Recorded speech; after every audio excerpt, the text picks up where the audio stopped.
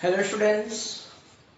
Students, in the previous lecture you have learned how can we find the electric field due to the distributed charge. ठीक, previous lecture में अपने क्या देखा था, distributed charges से electric field find out करना for the sheet and for the linear charge, linear distributed charge. Okay, today we will discuss the electric field due to charged sphere. अब अपन लेने वाले हैं स्फीयर. ओके, प्रीवियस लेक्चर में अपन sheet ली थी. ठीक है, in this lecture we will discuss the electric field due to the charged sphere. Okay, so let's see how can we deal this type of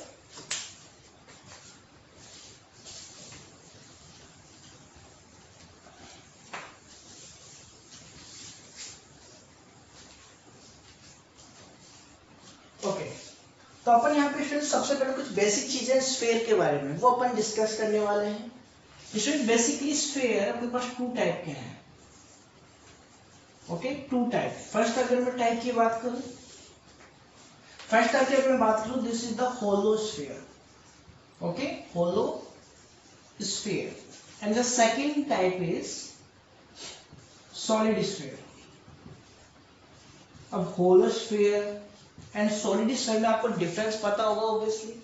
hollow means अंदर से only क्या है, अंदर कुछ भी नहीं, अंदर खोखला है. ठीक है, ओनली सरफेस है, अंदर क्या है, एकदम होलो है. This is called hollow sphere and this is the complete sphere. Okay, मतलब इसके अंदर भी मटेरियल है. ठीक है, इसके अंदर मटेरियल नहीं तो इसको अपन क्या बोल सकते, दिस इज द शेल. ठीक है, यहाँ पे अपन इसको शेल भी बोल सकते हैं. बात समझ आ रही है. अब इसके अंदर अपने पास टू टाइप के यहाँ पे स्फीयर बनने वाले हैं. फर्स्ट अगर मैं बात करूं नॉन कंडक्टिंग, चलो कंडक्टिंग बोल दे पहले. Conducting sphere, conducting sphere. ठीक है, कंडक्टिंग होलो स्फीयर बोलेंगे अपन इसको. Conducting hollow sphere, conducting hollow sphere. And the second is non conducting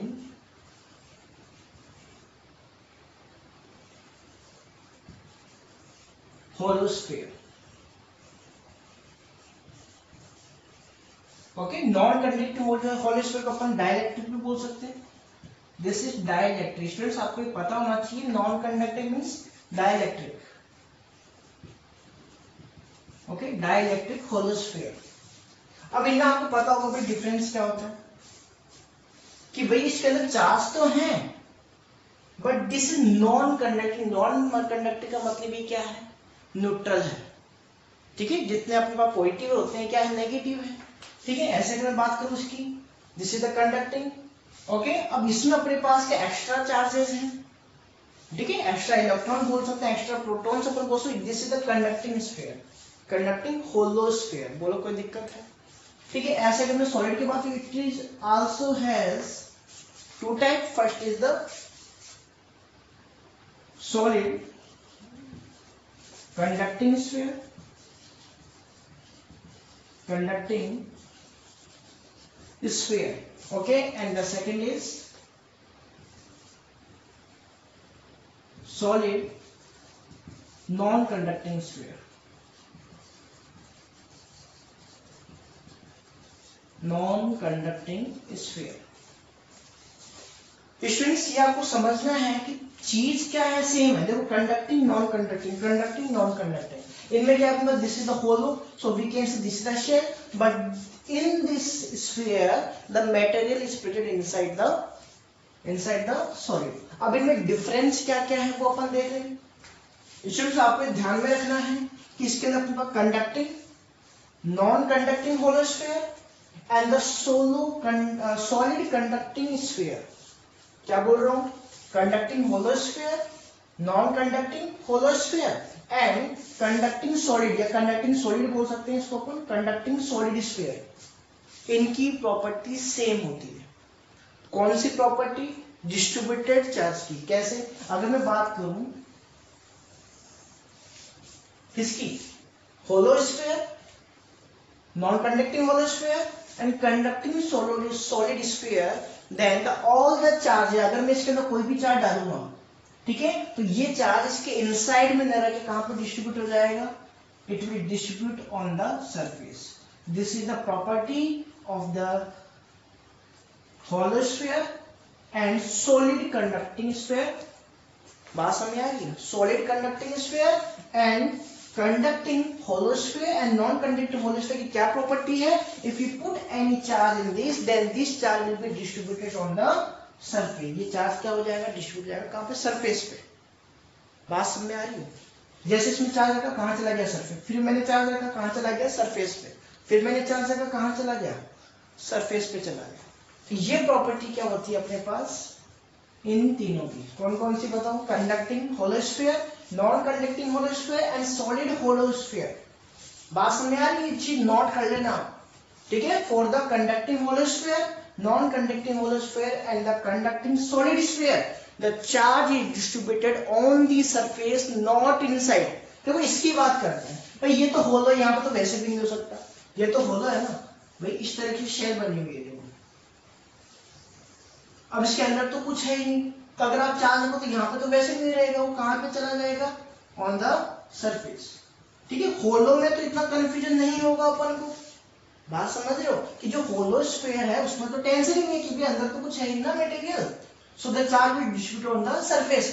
but this is very important that due to this the conducting solid sphere the charge is also distributed on the surface. बात समझ में आ रही है? Charge कहां पे distribute हो जाएगा? सरफेस पे डिस्ट्रीब्यूट होगा. ये कंडक्टिंग, इसका मतलब क्या हुआ? ये कंडक्टिंग इसके अंदर पहले से चार्ज है, पहले से इसके अंदर चार्ज है. सपोज कर इसमें पहले से क्या है? पॉजिटिव चार्ज है, ठीक है. तो जैसे इसमें चार्ज है तो इसको क्या कर देगा? रेपेल करेगा. और ये कहां पे डिस्ट्रीब्यूट हो जाएंगे बताओ? आउटसाइड. बात समझ रहे हो? इसलिए अपन क्या बोलते हैं? For the conducting sphere the charges are distributed on the surface only for the conducting solid sphere. But in this case, this is very important students. In this case, कौन सा केस बताओ? Non-conducting solid sphere. बात समझ में आ रही है? इस सॉलिड का पीछे लगा हुआ, ठीक है? Non-conducting solid sphere. इसमें क्या होगा? The charge will distribute inside the. बात समझ रहे हो? कहां पे हो गया चार्ज? अब सरफेस पे नहीं रह के कहां पे चला जाएगा? इनसाइड. अरे बात समझ में आ रही है? The charge will distribute inside the surface. किसके लिए? For the non-conducting solid sphere. तो किसके इनसाइड पहले चार्ज था ही, तो जैसे अपन चार्ज डालेंगे इसके अंदर ही क्या हो जाएगा? डिस्ट्रीब्यूट हो जाएगा. बोलो ये कॉन्सेप्ट समझ में आ रहा है? दिस इज वेरी इंपॉर्टेंट क्योंकि इसी के बेस पे अपन यहाँ पे डेरिवेशन सोल्व करने वाले, इसी के बेस पे आप न्यूमेरिकल सोल्व करने वाले हो. बोलो कोई दिक्कत है? क्या देखा अपन ने? For the conducting hollow sphere and non-conducting hollow sphere and solid conducting hollow sphere, the charge will distribute on the outside the surface. Okay, but for the non-conducting solid sphere, the charge will distribute inside the surface. ये concept समझ में आया क्यों हुआ? इसमें तो समझ में आ गया अपन की भी शेल है, अंदर कुछ है ही नहीं, चार्ज यहाँ पे आउटसाइड डिस्ट्रीब्यूट होगा.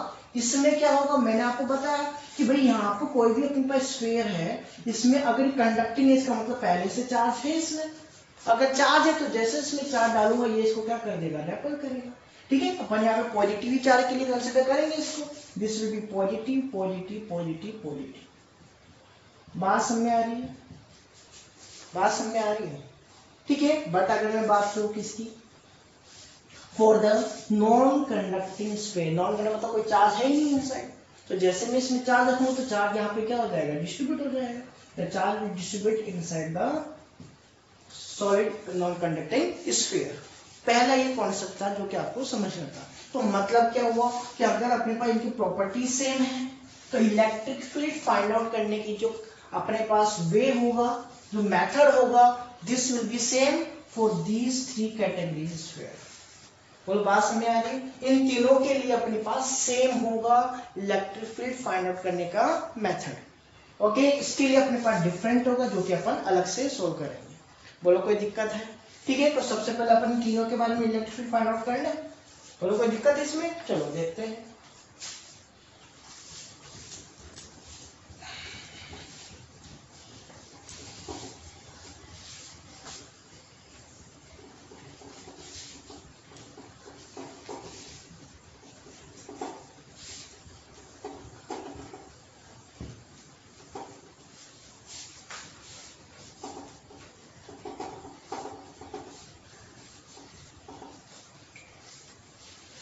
Okay.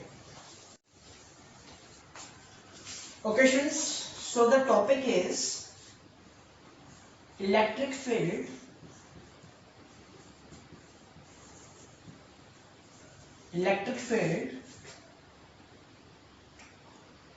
due to a charged uniformly charged sphere अपन बोल सकते हैं. Okay, uniformly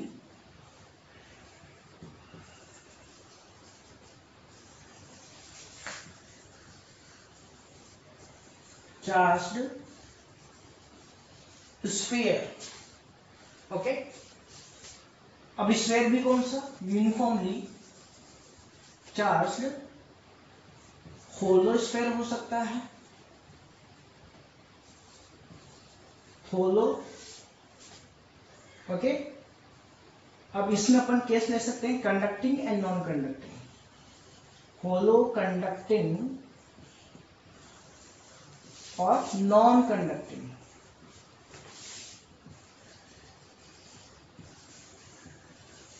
conducting and solid conducting, या फिर कह सकते हैं सॉलिड कंडक्टिंग ही बोल रहा हूं, कोई दिक्कत नहीं. Solid conducting sphere.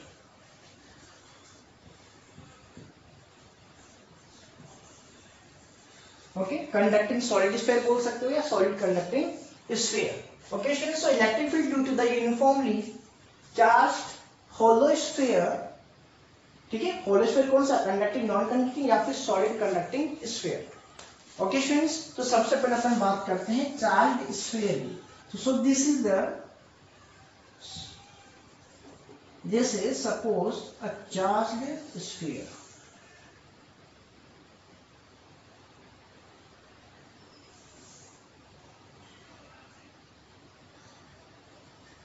Okay students, this is a charged sphere and this is the charge which is distributed on this surface. तीनों केस में क्या होगा, चार्ज अपने पास सरफेस पे डिस्ट्रीब्यूट होगा. बोलो कोई दिक्कत. ठीक है, अगर अपने पास सरफेस पे चार्ज है, ठीक है, तो अपन जानते हैं इलेक्ट्रिक फील्ड क्या होगी, radially outward. The electric field will be radially outward. बोलो सही बात है, रेडियली आउटवर्ड. ठीक है, and we want to find the electric field at this point P which is present. अब देखो यहाँ पे 3 केस बनने वाले हैं. 3 केस कैसे अपन यहाँ पे इलेक्ट्रिक फाइंड आउट कर सकते हैं. आउटसाइड भी, भाई आउटसाइड भी तो फाइंड आउट कर सकते हैं. Okay, second case the electric can find on the surface of the sphere and it can also be found inside the sphere. Okay, so students, there will be 3 cases: outside, on the surface and inside the sphere. Okay, so first case we will take outside the sphere. Suppose this is any point P. Okay students, and this point is at the r distance from center. Center से कितने distance पे है, r distance पे. बोलो कोई दिक्कत है इसके अंदर. ठीक है, अब इसमें ध्यान में अपन को क्या रखना है कि भाई अपन को इस पॉइंट पे क्या निकालना है, इलेक्ट्रिक फील्ड फाइंड आउट करनी है. ठीक है, तो यहाँ पे अपन कैसे फाइंड आउट करें, भाई अपने पास तो डिस्ट्रीब्यूटेड चार्ज है. अब डिस्ट्रीब्यूटेड चार्ज के लिए अपन ने क्या पढ़ा था, गोस लॉ. ठीक है, जैसे अपने शीट के अंदर फाइंड आउट किया, डिस्ट्रीब्यूटेड चार्ज तो था उसके अंदर भी, तो इसके अंदर भी अपन क्या यूज करेंगे, we will use the gauss. So this is also the application of the gauss law. बात समझ आ रही, जैसे अपने शीट वगैरह एप्लीकेशन में देखा था. This is also the application of the gauss law, ध्यान रख लेना. ओके स्टूडेंट्स, अब यहाँ पे अपन क्या बनाने वाले हैं, gaussian surface, because we want to find the electric at this point. तो इसी पॉइंट के ऊपर r डिस्टेंस पे क्या बना दो, Gaussian surface.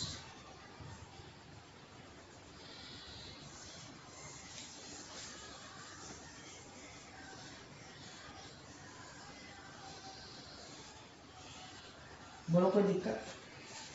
This is the Gaussian surface at the r distance. भाई r डिस्टेंस पे क्यों बनाया, कि अगर मुझे ये पता चल जाएगा कि सरफेस के ऊपर इलेक्ट्रिक फील्ड कितनी है, जो कि अपन गॉस लॉ में देखी थी. ठीक है, तो क्या अपन यहाँ पे वैसे गॉस लॉ में अपन फ्लक्स देखा था, और फ्लक्स का रिलेशन किससे है, इलेक्ट्रिक फील्ड से. कैसे, this is the integral, surface integral of electric field dot area vector. क्या ये फॉर्मूला अपने पढ़ा था स्टार्टिंग में, first lecture of this unit? ठीक है, तो यहाँ पे अगर अपने पास फ्लक्स पता चल जाए तो अपन क्या इलेक्ट्रिक फील्ड फाइंड आउट नहीं कर सकेंगे? ठीक है, तो देखते हैं पर।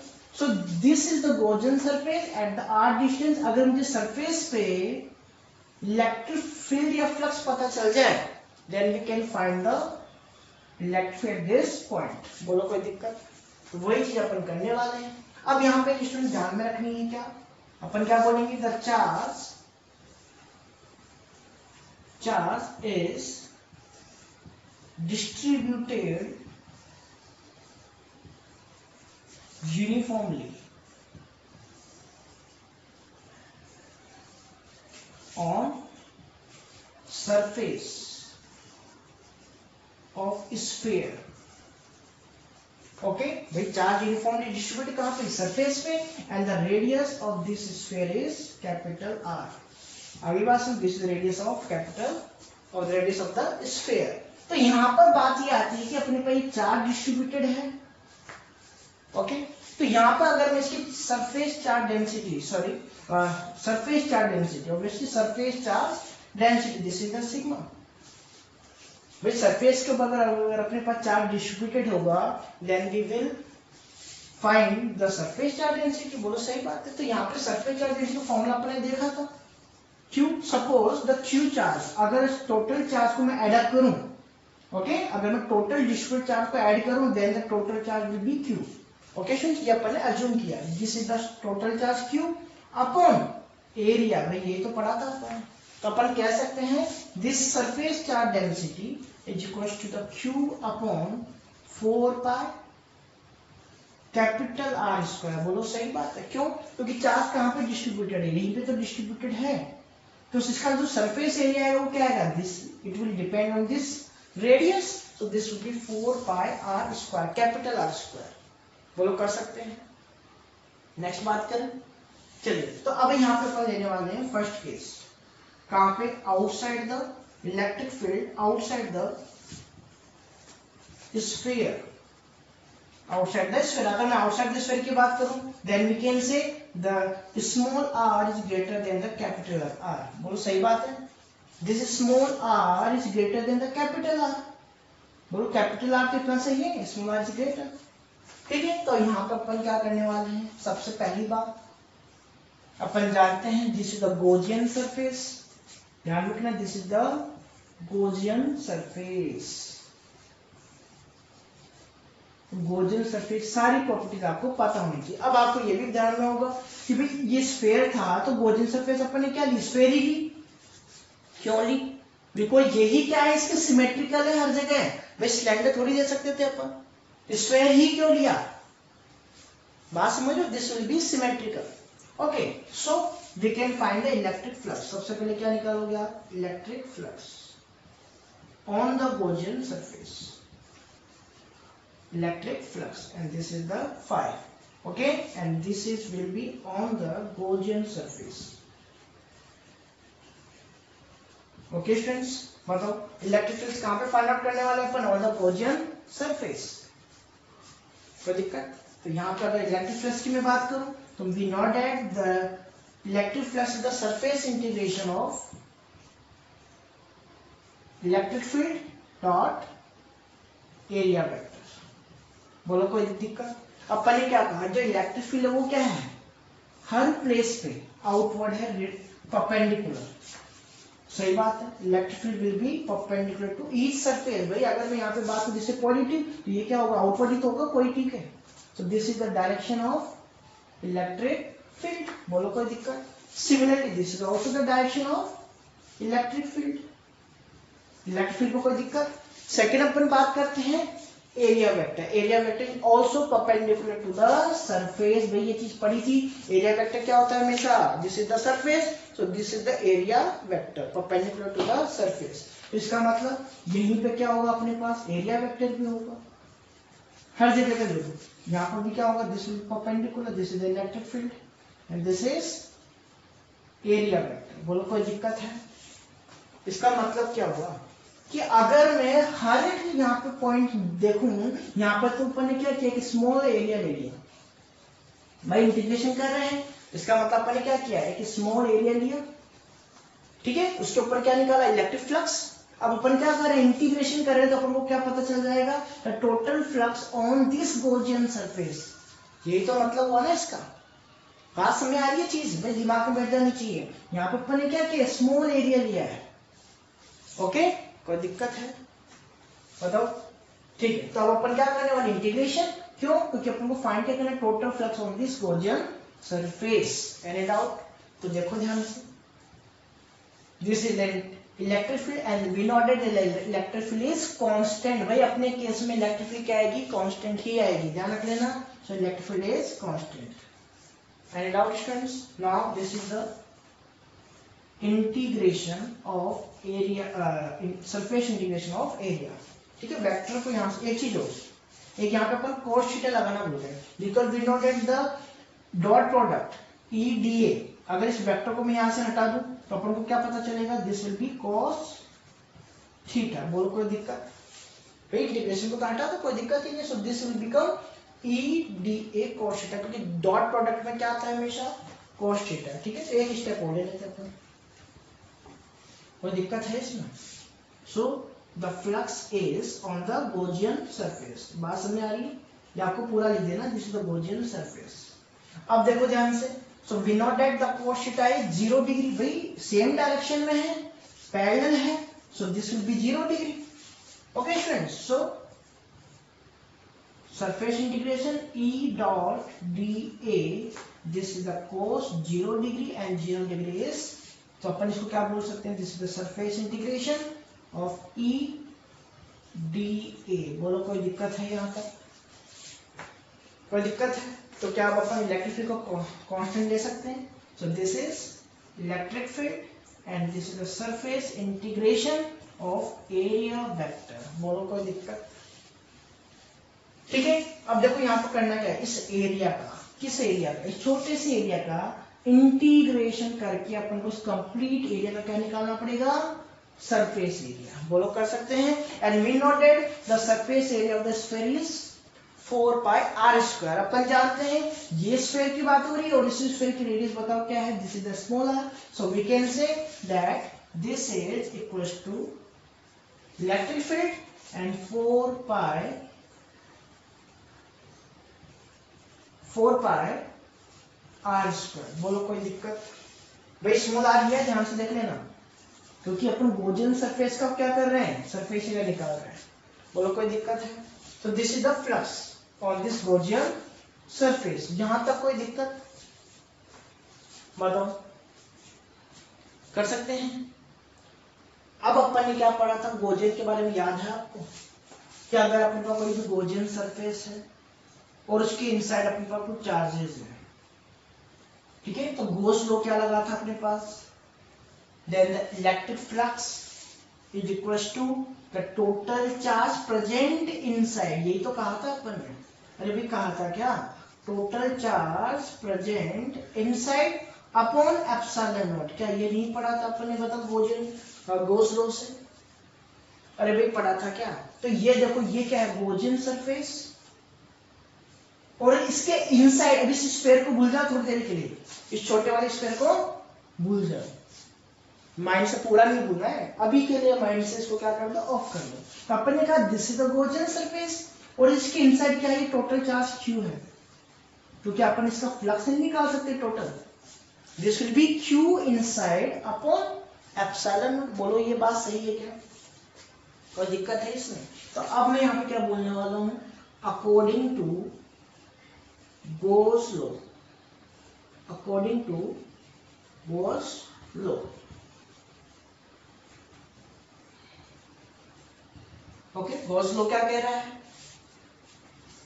According to this the flux, total flux on the closed gaussian surface, यही पढ़ा था ना अपन ने, the total flux on the, total flux on the closed gaussian surface, closed gaussian surface, भाई आप प्रॉपर्टीज को लिख लेना, closed gaussian surface is equals to Q inside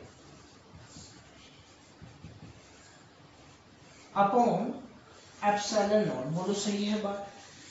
इसका मतलब अपन जानते हैं टोटल इनसाइड में कितना चार्ज है, क्यू तो है। बोलो क्यू चार्ज है या नहीं है, कर सकते हैं अपन। क्या मैं इस टोटल क्यू इनसाइड को, भाई टोटल क्यू इनसाइड कितना है, क्यू यही तो है ना अपने पास। Can we convert this charge into surface charge density and area. भाई इसको इससे मल्टीप्लाई करके मैं क्या चार्ज की वैल्यू पुट कर सकता हूँ, क्या बताओ। Without it the charge is equal to surface charge density. इसको हटा दो यहां से।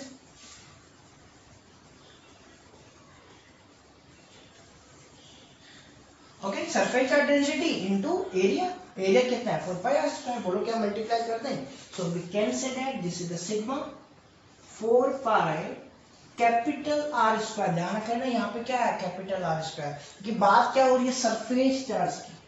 तो सरफेस चार्ज की स्क्वायर अपने क्या लिया था, capital R. Okay students, so that this is upon epsilon not. बोलो यहां तक कोई दिक्कत है,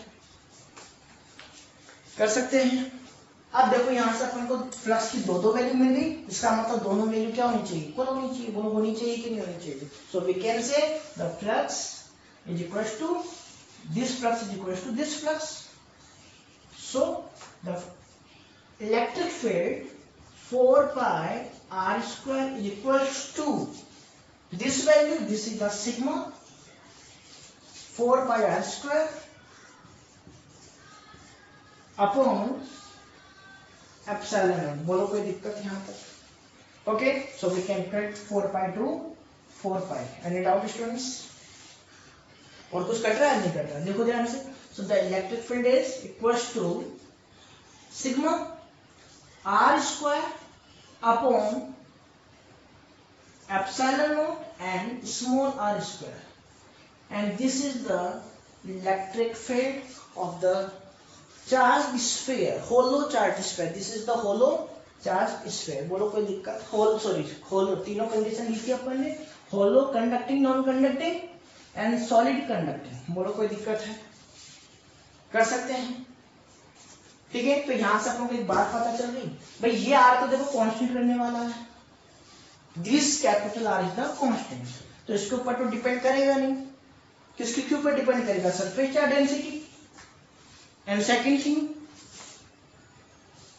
distance of the point from this point, distance पे डिपेंड नहीं करेगा। Yes, so we can say the electric field is inversely proportional to square of the distance.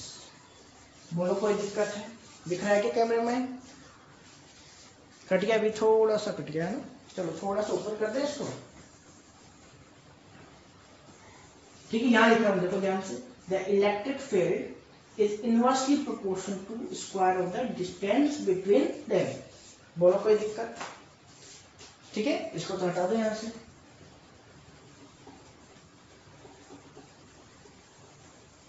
Okay, this is the relation. बोलो कोई दिक्कत है यहां तक।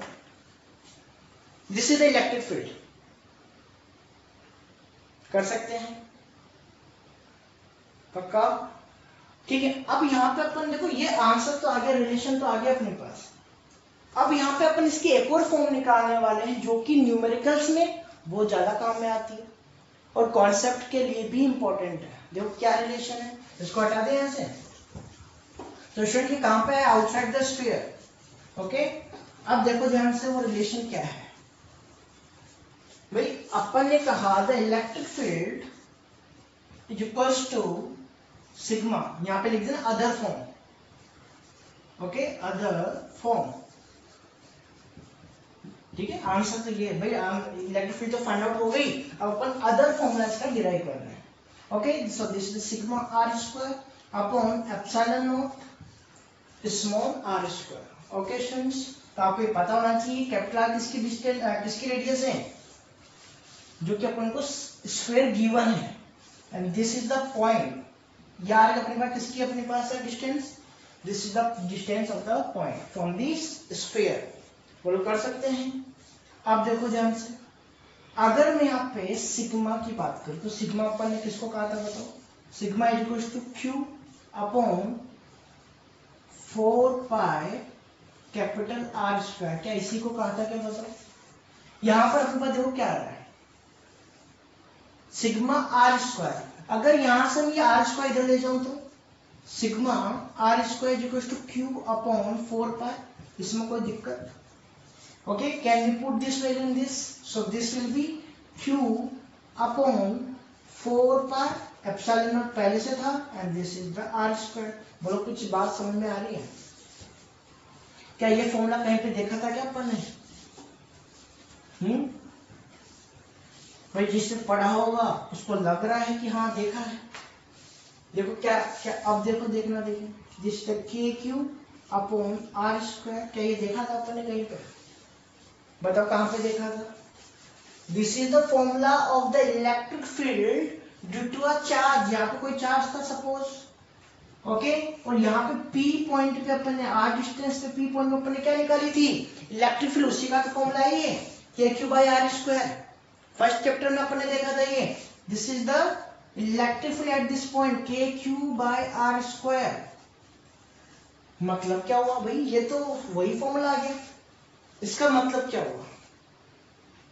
इसका मतलब ये हुआ कि अगर अपन इस स्फीयर से कहीं किसी डिस्टेंस पे, इस स्फीयर से किसी डिस्टेंस पे अगर इलेक्ट्रिक फील्ड फाइंड आउट करें तो जो वो स्फीयर है ना, this sphere will act as a point charge. किसकी तरफ बिहेव करेगा? Point charge. ये मैंने आपको पहले ही बताया था कि भाई अगर अपन इससे किसी डिस्टेंस पे आ जाए तो ये पूरा स्फीयर अपन कैसा लगेगा? छोटा सा दिखेगा। So this will behave as a point charge. This is the very important concept, students. समझ आ रही है? तो ये तो खैर आपको ध्यान में रखना, आपको ये वाला ध्यान में रखना है। ओके फ्रेंड्स, so यहाँ पे अपन क्या बोलेंगे? So the sphere, charged sphere will behave, that will act as a point charge. किसकी तरह बिहेव कर रहा है बताओ? पॉइंट चार्ज की तरह बिहेव करेगा। बोलो ये बात समझ में आ गई आपको? कर सकते हैं? तो इसका भी ग्राफ आप बना सकते हो इजीली। भाई दोनों का इनवर्स रिलेशन है कि नहीं है, तो ग्राफ कैसे बनने वाला है बताओ? नॉर्मली बना सकते हो इस तरीके से। ओके, तो आपको ये ड्रॉ कर लेना है। ओके, चले अब नेक्स्ट।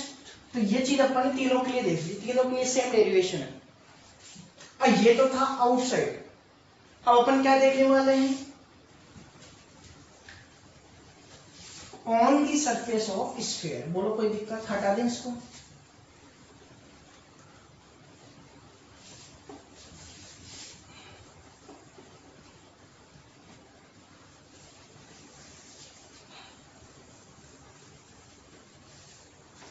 देखो स्टूडेंट्स, अपने पास इलेक्ट्रिक फील्ड का जो फॉर्मूला है वो क्या है बताओ? This is the sigma are square upon epsilon not are square.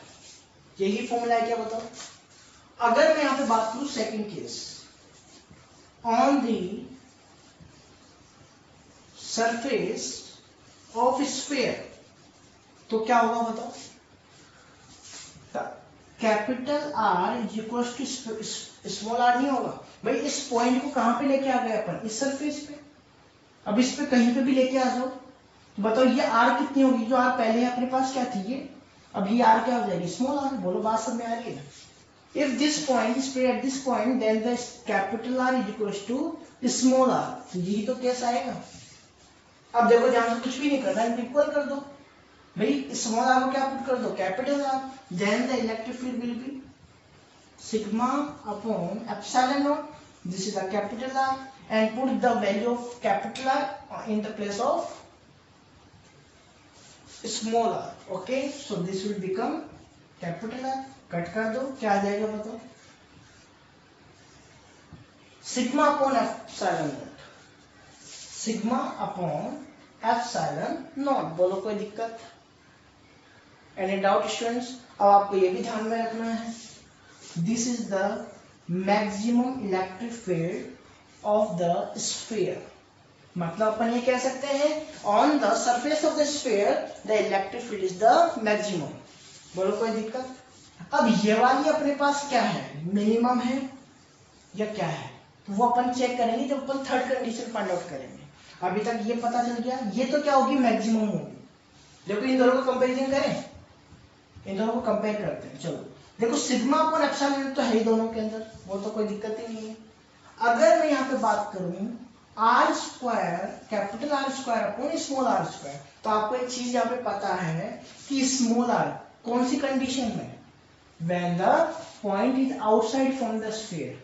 तो अपन को पता है कैपिटल आर क्या होगा, सॉरी स्मॉल आर क्या है, ग्रेटर देन कैपिटल आर। तो इसका मतलब इस वाले केस के लिए, आउटसाइड के लिए ध्यान रखिए ना, आउटसाइड, आउटसाइड वाले केस के लिए cap small are is greater than this. अगर डिनोमिनेटर ग्रेटर होगा तो क्या ये कंप्लीट वैल्यू स्मॉल नहीं होगी इसके कंपैरिजन में, बट डिनोमिनेटर क्या है, ग्रेटर है। अगर ये ग्रेटर है than this complete value will be less than this. Okay, तो ये तो क्या है, इससे लेस है, बट ये मिनिमम है या मैक्सिमम वो अपन को पता नहीं, बट ये तो क्या है, मैक्सिमम। बोलो कोई दिक्कत, कर सकते हैं, ठीक है। Now we will find the electric field, ठीक है। इसको तो अपन यहां लिख लेते हैं, electric field outside. Okay, outside बताओ कितने आ गई, sigma upon epsilon not capital R square upon small are square. बताओ ऑन द सरफेस कितनी आ गई, this is the sigma upon epsilon not. बोलो कोई दिक्कत। Now we will find the electric field, इसको हटा दें यहां से।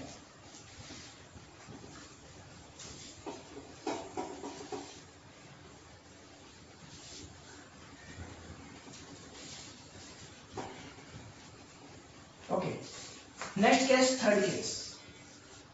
Okay, inside the sphere.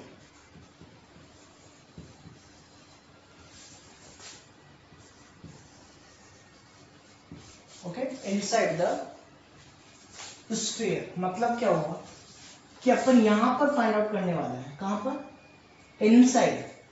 बोलो बात समझ में आ रही है। तो इनसाइड के लिए क्या होने वाला है, capital R is small than capital R, small r is greater than smaller than capital R. Okay students, अब इसके लिए क्या करना है, दूसरा डायग्राम बनेगा ऑब्वियसली, देखो ध्यान से।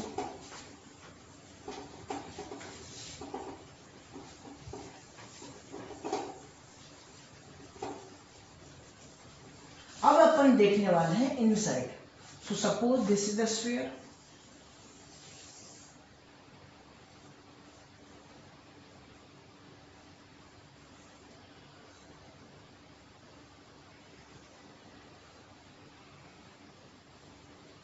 okay, and the positive charge is distributed on this.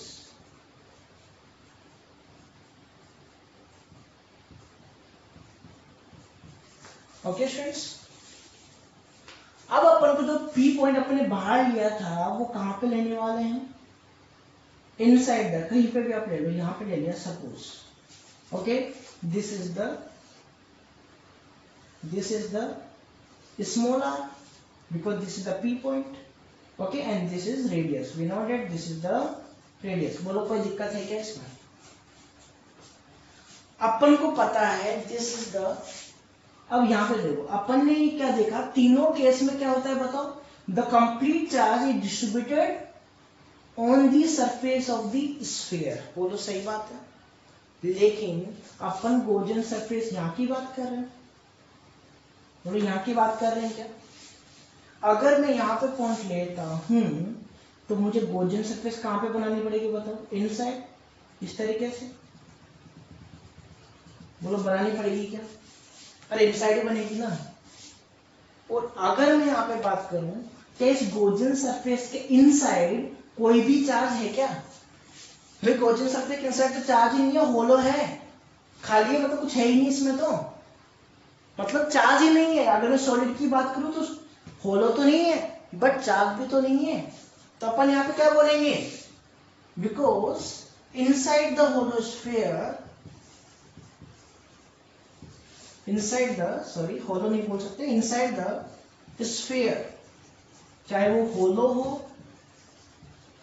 चाहे वो सॉलिड हो, बात आ रही है समझ में। इस केस के लिए ओके, इनसाइड द स्फीयर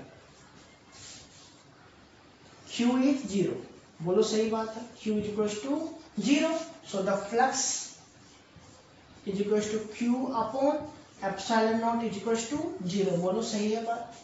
अगर फ्लक्स 0 है then the electric field will be 0, तो अपन बोल सकते हैं कि भाई अगर अपने पास फ्लक्स ही 0 है तो इलेक्ट्रिक फील्ड जो अपने पास आने वाला था क्या, इंटीग्रेशन ऑफ EdA, यही तो आने वाला था। Okay, this will be is equals to 0, बोलो सही बात है। तो अगर अपने पास इलेक्ट्रिक फील्ड, भाई फ्लक्स 0 है तो इलेक्ट्रिक फील्ड भी 0 होगा, so we can say the electric field inside the sphere is 0, बोलो कोई दिक्कत, वेरी सिंपल। भाई अंदर तो कोई चार्ज है ही नहीं ना, अपने पास सारे चार्ज का है, बाहर है। ओके, और अगर मैं गॉसियन सरफेस ये लेता हूं तो इनसाइड चार्ज होना जरूरी है, बाहर से मतलब है क्या इसको, नहीं है, तो इनसाइड तो कोई चार्ज है ही नहीं, sorry. Okay, so there is no charge inside the sphere, so we can say the total electric field will be 0, बोलो कोई दिक्कत, कर सकते हैं। So this is the electric field to find for the hollow conducting, non-conducting, okay, and the solid, hollow non-conducting and the solid conducting sphere, बोलो कर सकते हैं इस चीज को। तो अपन को यहाँ पे क्या बात पता चली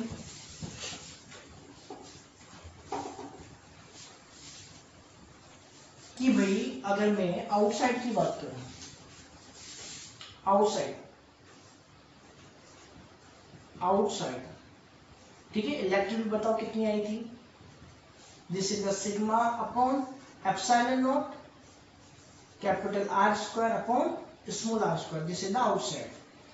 अगर मैं बात करूं ऑन दी सरफेस, तो सरफेस में क्या होगा, दोनों इक्वल, दोनों कट हो गए, सो अपन क्या बोलेंगे, electric field on the surface is sigma upon epsilon not and inside electric field बताओ कितनी है, 0 है।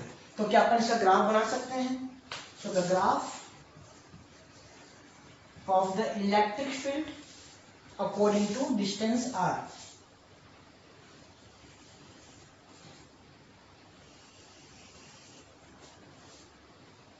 okay students,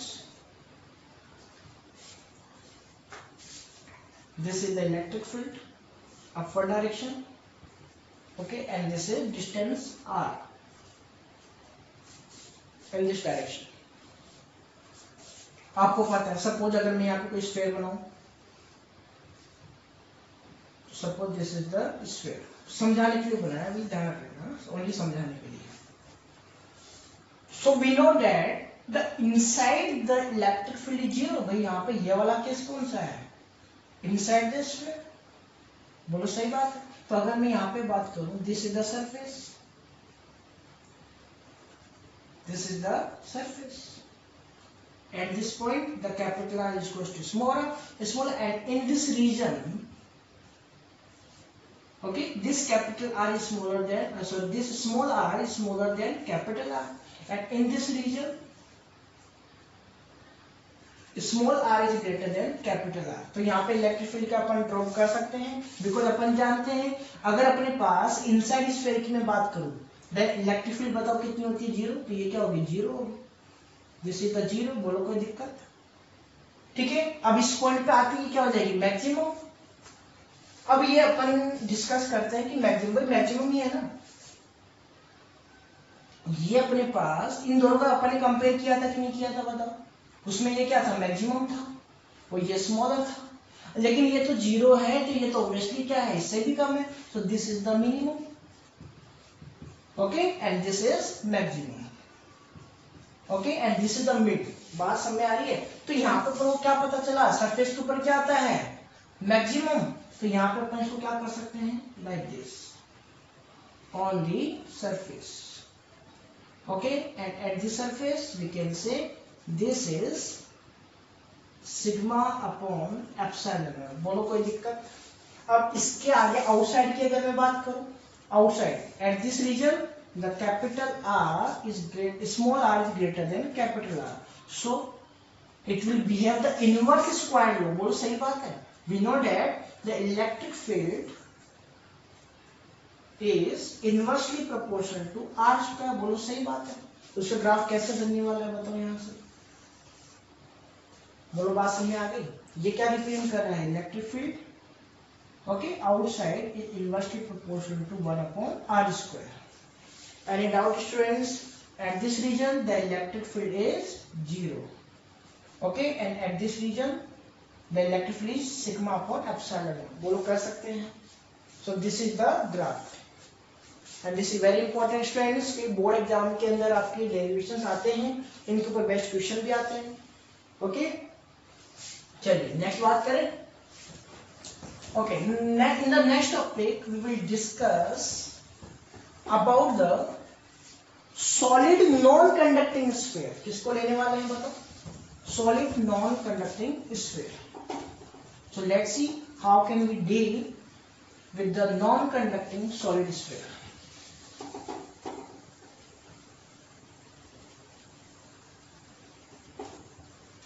ठीक है, यहाँ पे क्या कर लोगे? सब हो जाओ.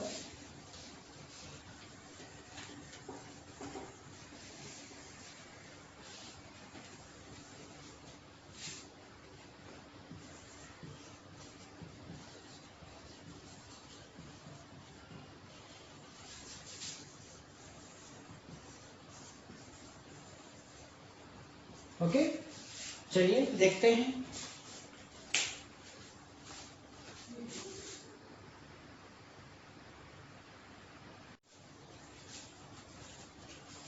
Okay, students. So the topic is electric field due to a uniformly charged non-conducting solid sphere. Non-conducting solid sphere.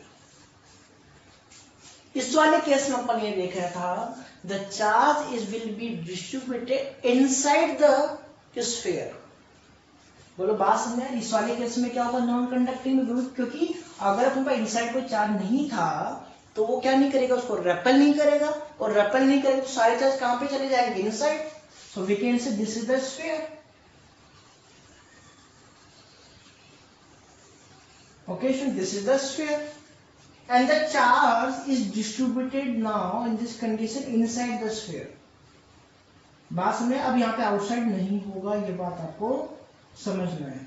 दूसरी बात, the charge will be distributed uniformly. ये आपको ध्यान रखना है. दिस इज वेरी इंपॉर्टेंट, क्योंकि यहाँ पर हो सकता है कहीं पे चार्ज अपने पास क्या हो?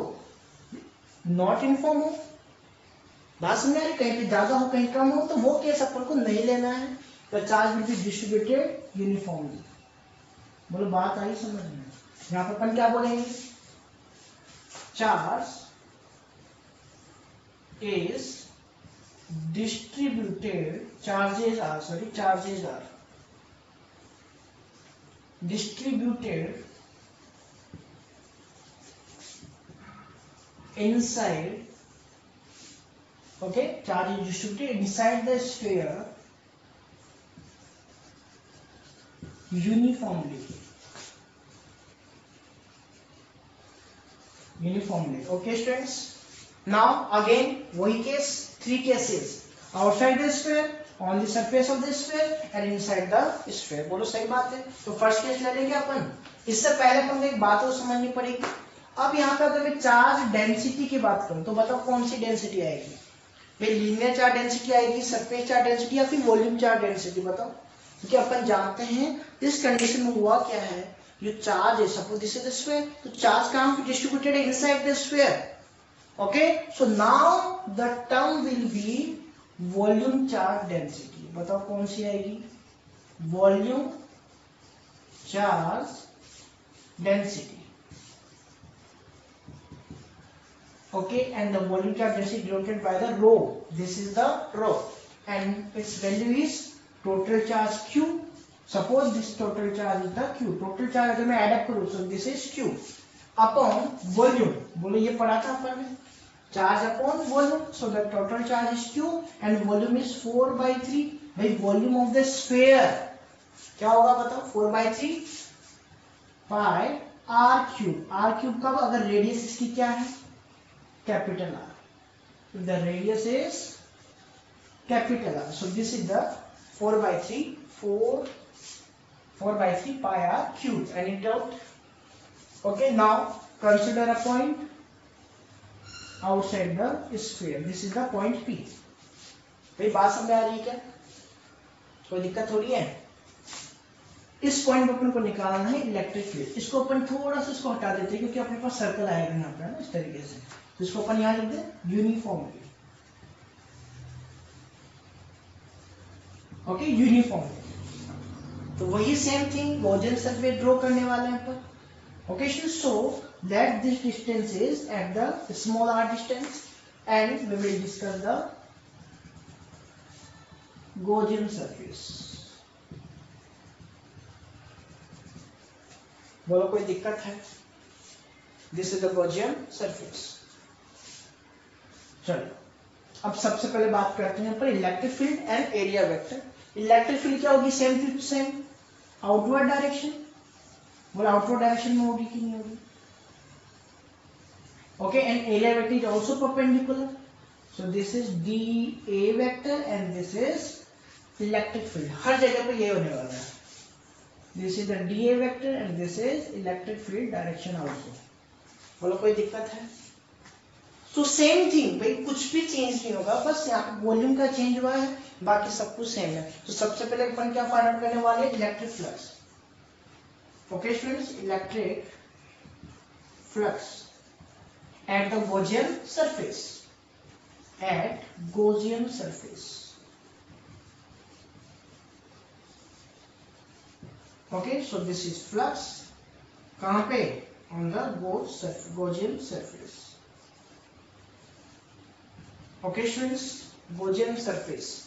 चलिए बात करते हैं इसकी. So this is the integral of electric field dot area vector cos 0 degree. बोलो सही बात है, समझ में आ गया होगा अब तो आपको. cos थीटा एंगल कितना है? 0 degree. So the flux will be electric field dA. बोलो कोई दिक्कत? क्या अपन जानते हैं इलेक्ट्रिक फील्ड कितनी है यहाँ पे? This is the constant. So this is the electric field and this is the integration of area vector. बोलो कोई दिक्कत? कर सकते हैं. अब हुआ क्या है वो ध्यान से देखो. एक्चुअल में अब इस कंडीशन में अपने पास जो इंटीग्रेशन है, देखो यहाँ पे अपने पास क्या एरिया कौन सा? गॉसियन की बात कर रहे हैं ना अपन.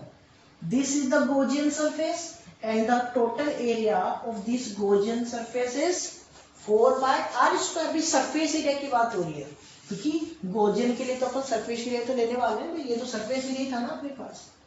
This is the integration of surface area. Okay students, so this will be electric field and the total surface area of the Gaussian surface is 4πr². बोलो कोई दिक्कत यहाँ तक? कर सकते हैं. So this is the Gaussian surface, electric flux of the Gaussian surface. मतलब इस सरफेस के ऊपर अपने पास टोटल फ्लक्स कितना आया बताओ? This. Okay students, now according to Gauss law, अब अपन गोस लॉ यूज करने वाले हैं.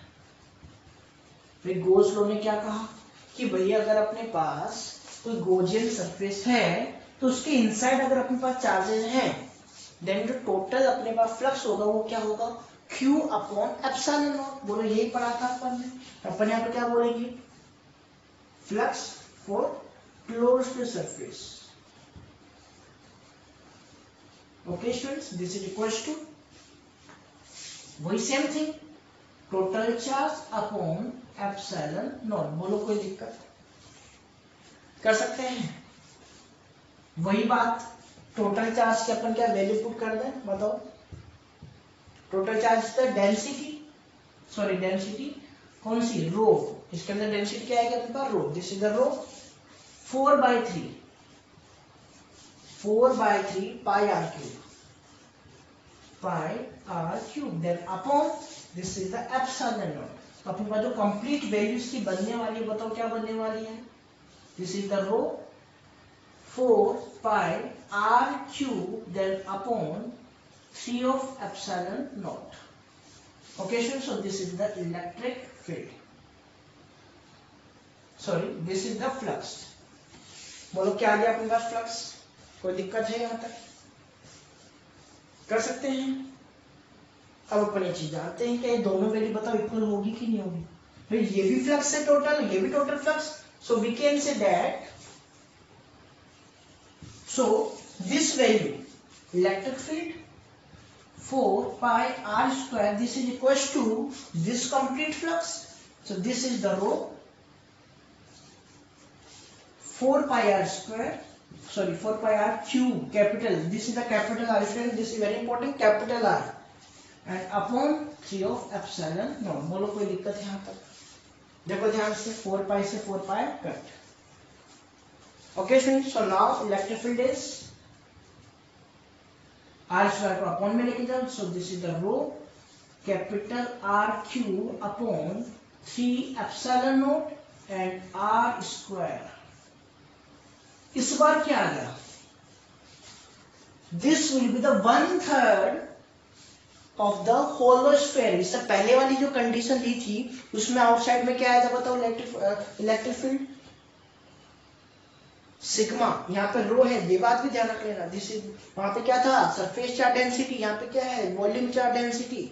आर क्यूब अपॉन, ओके, वहां पे क्या आया था अपने पास? Sigma r cube, sorry r square, sigma are square upon epsilon small are square. यहाँ पे क्या आ गया अपने पास? This is the rho are cube upon 3 epsilon not are square. किस किस का डिफरेंस हुआ? देखो एक तो इसका डिफरेंस, उसमें क्या था? आर स्क्वायर, इसमें आर क्यूब आ गया, इसमें क्या गया? 1/3, उसमें नहीं था ये. तो ये अपने पास डिफरेंस है. This is the electric field for this non conducting sphere. बोलो कोई दिक्कत? कर सकते हैं? अरे भाई कर सकते हैं क्या? आगे देखिए. हम अगर मैं यहाँ पे इसमें बात करूं वेक्टर फॉर्म की, वेक्टर फॉर्म में ले सकते हैं इसको. कैसे लिखोगे बताओ वेक्टर फॉर्म में? वेक्टर फॉर्म, ठीक है. यहां से एक बात और पता चली अपन को, क्या? कि भाई ये सब तो कांस्टेंट है. So the electric field is inversely proportional to R square. इसके अंदर भी ऐसे आ गया, inversely proportional. Inverse square laws में फॉलो हो रहा है, ध्यान रख लेना. ओके, तो वेक्टर फॉर्म में कैसे लिखेंगे बताओ? The electric field vector is equals to rho capital R cube then upon 3 of epsilon not R square. अब बताओ इलेक्ट्रिक फील्ड की डायरेक्शन है किधर? It is the direction of area vector बोल सकते हैं चाहो तो, this position vector, this position vector. So we can say this is the R cap. बोलो कोई दिक्कत है? कर सकते हैं. This is vector form. अब मैंने आपको इससे पहले वाले केस में क्या कहता है? अदर फॉर्म भी निकलवाई थी. तो ऐसे ही अपन इसका क्या निकालने वाले हैं? Other form. तो अदर फॉर्म कैसे निकालेंगे? इसमें कोई दिक्कत है क्या? अगर कोई भी दिक्कत है तो कमेंट में आप लिखिए. ओके,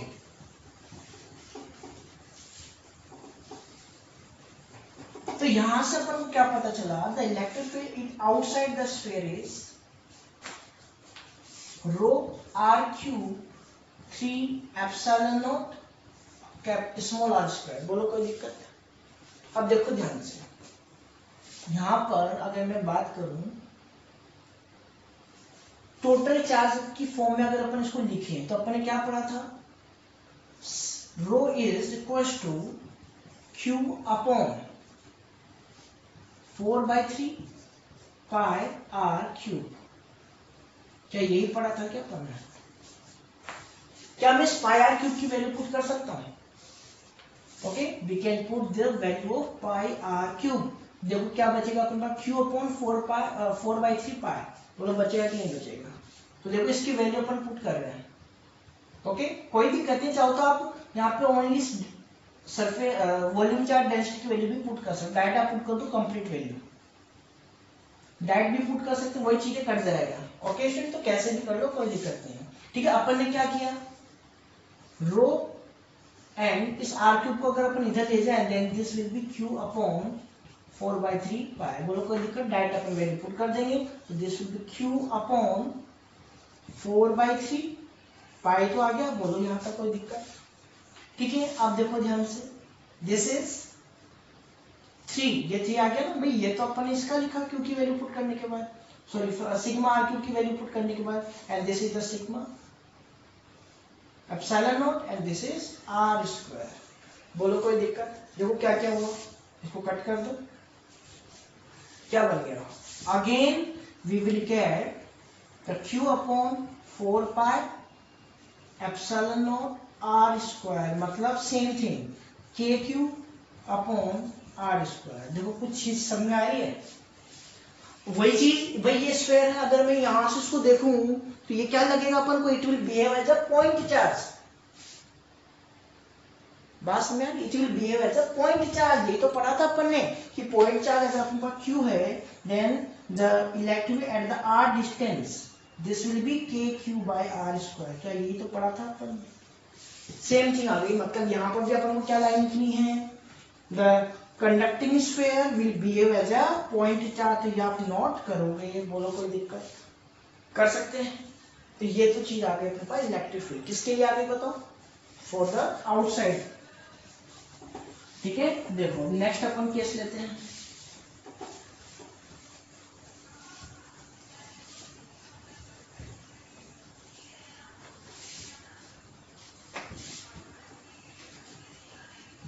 ठीक है, तो अपन ने क्या देखा? Electric field outside, okay, and this is sigma, sorry sigma क्या, rho are cube upon 3 epsilon naught, okay, small are square. Okay student, ये चीज ध्यान में रखनी है। Okay, now if the point p is placed at the, sorry on the surface, अगर यही P कहां पे रखा हुआ हो? पी के ऊपर, यहाँ सॉरी सरफेस के ऊपर। ठीक है, तो अपन यहाँ पे क्या बोल सकते हैं? Second case on the surface. Okay, so this will be small are is equal to capital R. बोलो कोई दिक्कत है? भाई अपन ने क्या देखा कि आउटसाइड जो इलेक्ट्रिक फील्ड थी वो क्या आई थी बताओ? Rho are cube upon 3 epsilon not are square. तो क्या अपन यहाँ पे आर को, कैपिटल आर को इक्वल कर सकते हैं? बिल्कुल कर सकते हैं। तो क्या आएगा बताओ? Rho, this is the r cube, small r cube, okay, and this is 3 of epsilon naught, sorry इसको अपन पुट नहीं करेंगे क्योंकि अपन यहाँ पे आर की वैल्यू भाई कहां पे रख रहे हो? On the surface. तो ये क्या है? रेडियस ही तो है। So this R will be capital R. इसको अपन क्या बोलेंगे? ये तो आर क्यूब ही रहने वाला है, this will become R square. बोलो कोई दिक्कत? इसको कट कर दो एंड इसको क्या आएगा बताओ? This will be rho capital R upon 3 of epsilon not. This will be again maximum. Okay students, क्योंकि ये देखो कांस्टेंट है सब चीज, आर पे डिपेंड ही नहीं करेगी, आर पे डिपेंड करेगी भी नहीं। ठीक है, this is the rho, this is the capital R, radius of the sphere and 3 of epsilon. Okay, so this is the maximum value. बोलो कोई दिक्कत? कर सकते हैं। Now again third point will B,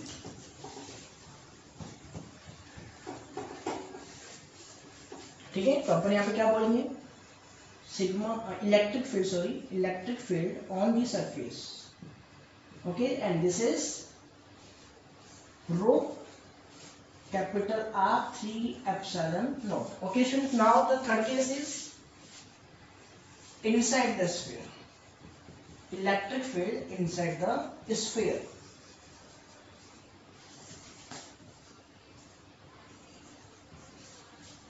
भाई सही केस समझ आ गया? This small r is less than capital R, मतलब क्या हुआ? डायग्राम चेंज कर दे।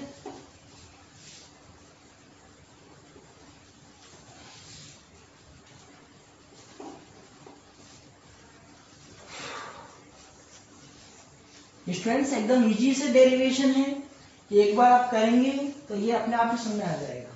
ठीक है, एकदम इजी से डेरिवेशन है। So this is the charged sphere.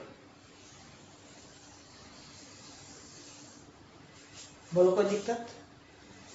This is the positive charge. Okay, इस तरह से डिस्ट्रीब्यूटेड है, कोई दिक्कत? And this is the centre. अब अपन जो पॉइंट बाहर ले रहे थे या सरफेस, वो कहां पे लोगे? Inside the sphere. This is the P point and this is the small r. Any doubt students? And we know that this is the capital R. बोलो कोई दिक्कत? तो अब अपन गॉसियन सरफेस कहां पर बनाने वाले हैं बताओ? गॉसियन सरफेस कहां पे बनाओगे? इनसाइड.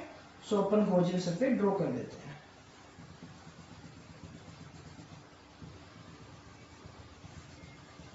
ये गॉसियन सरफेस प्रॉपर्ली आपको करना है, शो प्रॉपर्ली होनी चाहिए. Okay students, so this is the Gaussian surface. अब देखो इसके इनसाइड अपने पास कुछ चार्जेस हैं ऑब्वियसली. लास्ट टाइम क्या हुआ था? इनसाइड चार्ज थे ही नहीं, तो इनसाइड तो इलेक्ट्रिक फील्ड क्या थी? Zero. But in this condition the electric field will not be zero inside the sphere. बोलो समझ सकते हैं क्या ये बात? भाई इस बार तो चार्ज है ना, क्योंकि वॉल्यूम के अंदर क्या है? डिस्ट्रीब्यूटेड है. तो इस बार क्या है? अपने पास चार्जेस हैं. प्रीवियस केस में क्या था? इनसाइड चार्ज जीरो था. ओके स्टूडेंट्स, अब देखो ध्यान से. तो सेम थिंग अपन क्या बोलेंगे पहले? भाई गॉसियन सरफेस कौन सी है? This is the Gaussian surface. भाई मेथड वही है, मेथड को चेंज नहीं करना है. This is the Gaussian surface. ठीक है, पहले अपन क्या करते थे? गॉसियन सरफेस के लिए निकालते थे क्या? Electric flux. Now we will again find the electric flux for the Gaussian surface. ठीक है, ध्यान रख लेना भाई, ये वाला स्फीयर की बात नहीं हो रही है. गॉसियन सरफेस है inside. Okay, so the flux for the Gaussian surface.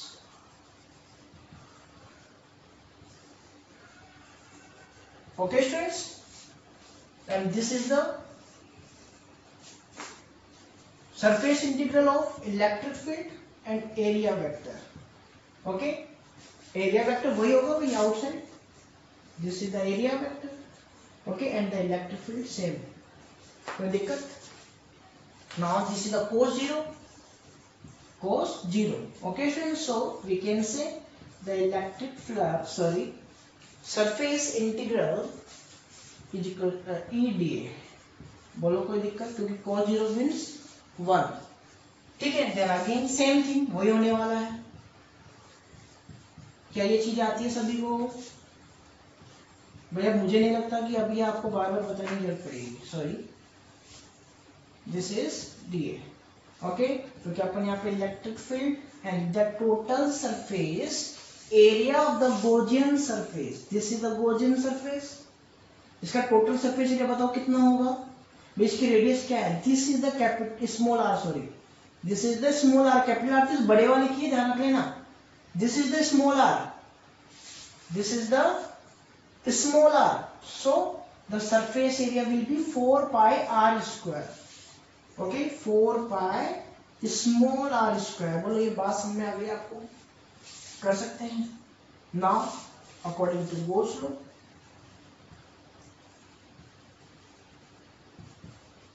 Gauss law क्या कहता है बताओ? गॉस लॉ ये कहता है कि अपने पास जो फ्लक्स है किसके लिए? For the closed surface. क्या होता है? Q total. वही same thing. Suppose this total charge is Q. Okay students, so this is Q upon 4 pi Q upon epsilon naught. बोलो कोई दिक्कत यहां तक? कर सकते हैं? चले, अब देखो ध्यान से. क्या हमने Q की जगह पे इसकी जो वैल्यू थी rho is equal to Q upon 4/3 pi. बताओ कौन सा रहेगा यहाँ पे? कैपिटल की स्मॉल? बताओ भाई, फटाफट बताओ. अब मुझे तो पता नहीं क्या बता रहे हो. कैपिटल आ आएगा कि नहीं आएगा बताओ?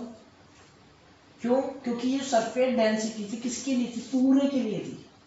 बात समझ रहे हो? तो यहाँ पे क्या आ जाएगा? कैपिटल आ. लेकिन अब ये काम की चीज क्या है कि अब इस केस में अपन जो बात कर रहे हैं उल्टी इस वाले केस की कर रहे हैं. बोलो सही बात है? अरे भाई अब तो गोजन सरफेस की तो बात हो रही है। गोजन सरफेस पहले बाहर थी, ठीक है, लेकिन अब अंदर है, ठीक है। और ये बात किसकी हो रही है? क्लोज्ड सरफेस की, मतलब इस वाली सरफेस की। बोलो हो रही है किसकी बात? तो अब अपन यहाँ पे जो रेडियस लेंगे कौन सी लेंगे बताओ? स्मॉल आर लेंगे। This will be wrong. बोलो बात समझ में आ रही है? ये ध्यान रखना भाई, पहले अपन ने कैपिटल आर लिया था, क्यों? क्योंकि कंप्लीट स्फीयर था भाई, क्योंकि पहले क्या था? ये स्फीयर था, इसमें ये पॉजिटिव चार्ज डिस्ट्रीब्यूटेड थे, और अपने गोजन सरफेस ली थी बाहर। This will be Gaussian surface. भाई ये थी ना गोजन सरफेस, इससे पहले वाले केस में आउटसाइड के लिए, ठीक है। तो इसके लिए भाई टोटल चार्ज आएगा कि नहीं आएगा? लेकिन अब इस केस में ये जो बाहर वाले चार्ज से कोई लेना देना है क्या इसको? समझ आ रही है बात? बाहर वाली जो चार्ज है, the charges which are present outside this Gaussian surface are not applicable. Okay students, so the formula of the surface charge density in this situation is q upon 4/3 pi small r cube. बोलो समझ गए क्या? कोई दिक्कत है? ठीक है, तो यहाँ पे अपन क्या करने वाले हैं? दिस विल बी रो 4/3, कोई दिक्कत? ठीक है, 4/3 पाई स्मॉल आर क्यूब। भाई इसमें कंफ्यूजन नहीं होना चाहिए कि यहाँ पर कैपिटल आर आएगा कि स्मॉल आर आएगा। क्यों? क्योंकि अब अपन बात कर रहे हैं ओनली इस स्फीयर के लिए। अब इसके इनसाइड जो चार्ज है उसकी डेंसिटी की बात हो रही है, तो ओनली क्या आएगा? इस वाले सरफेस की रेडियस। ओके, आई होप आपको ये समझ में आ गया होगा। चलिए, तो ये अपने पास वैल्यू आ गई किसकी? फ्लक्स की। क्या अपन दोनों को इक्वल कर सकते हैं? Okay, so we can equate this. देखो कैसे।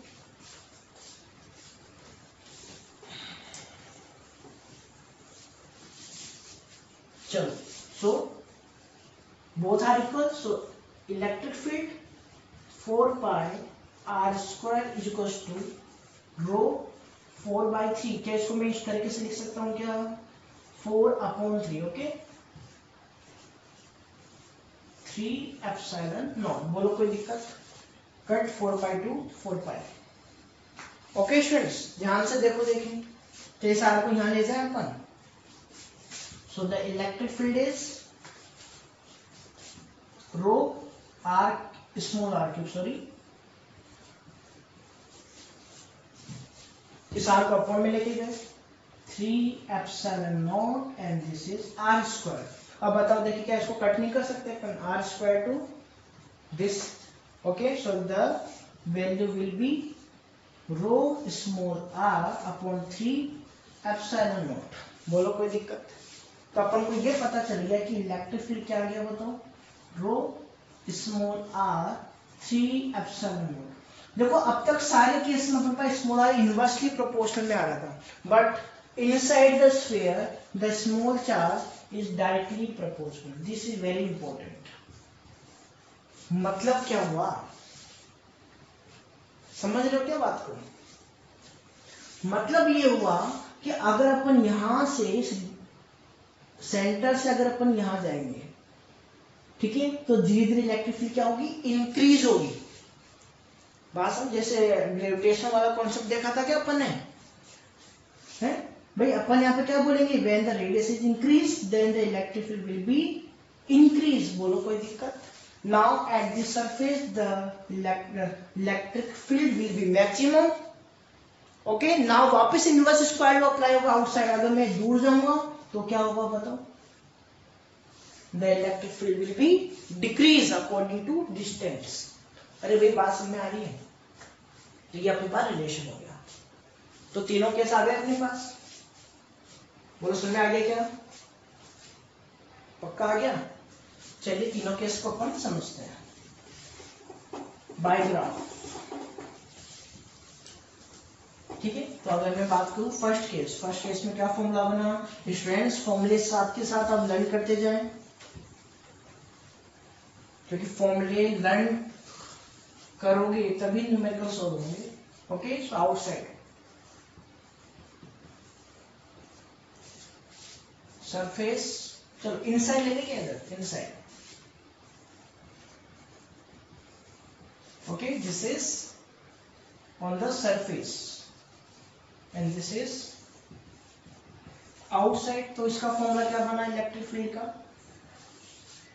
Inside this is 3 rho small r upon 3 epsilon naught and a dot difference. Now on the surface this is the rho capital R upon 3 of epsilon naught. बोलो कोई दिक्कत? कर सकते हैं? Okay ठीक है. And for the outside this is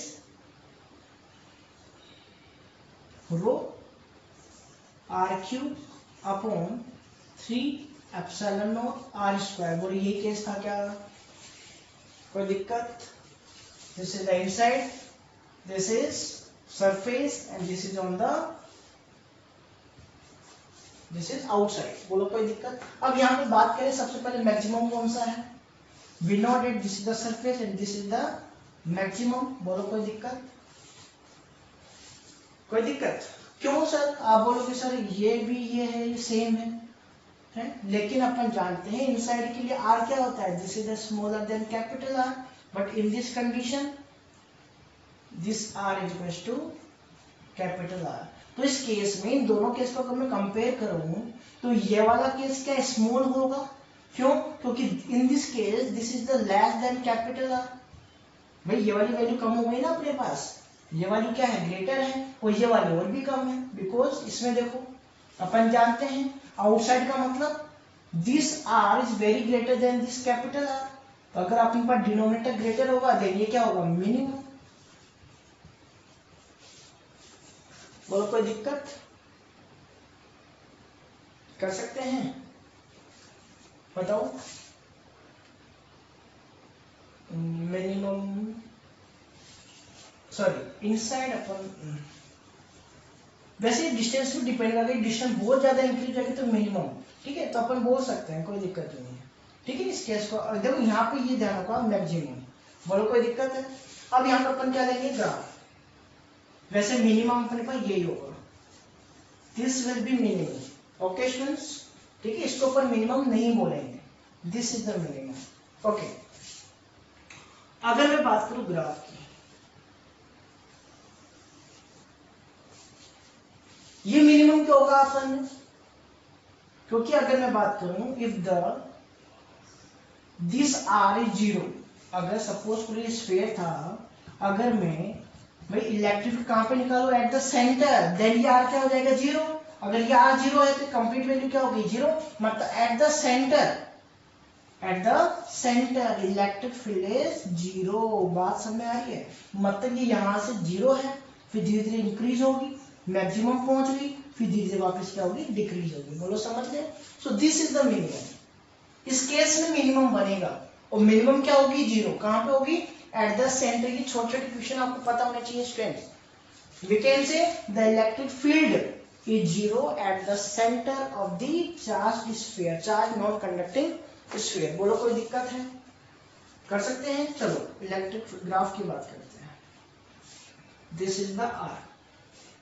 okay students, so again क्या अपन स्फीयर बना सकते हैं? This is the sphere, this is the area where the small r is smaller than capital R, and at this point capital R is equals to smaller, and at this region the small r is greater than capital R. बोलो सही बात है? तो अगर मैं यहाँ की बात करूं, in this case this electric field is directly proportional to this R. भाई directly proportional है कि नहीं है?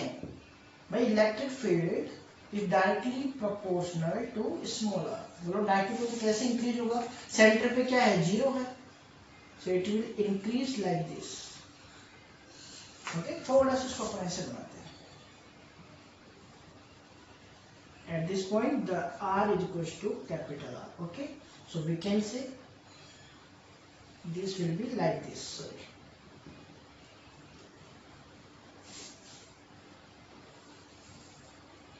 Okay students, so this is the directly proportional. ये क्या शो कर रहा है? is directly proportional to small r.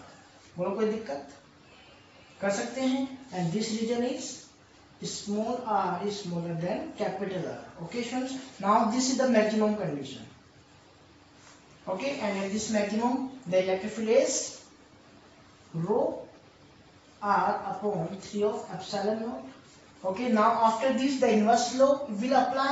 This is inversely proportional, so this is like this. बोलो कोई दिक्कत है? ये किसको शो कर रहा है? 1 upon r square. बोलो कर सकते हैं स्टूडेंट्स? बोलो बात समझ आ गई? तो स्टूडेंट्स दोनों जो अपने स्फीयर देखे, कौन सा?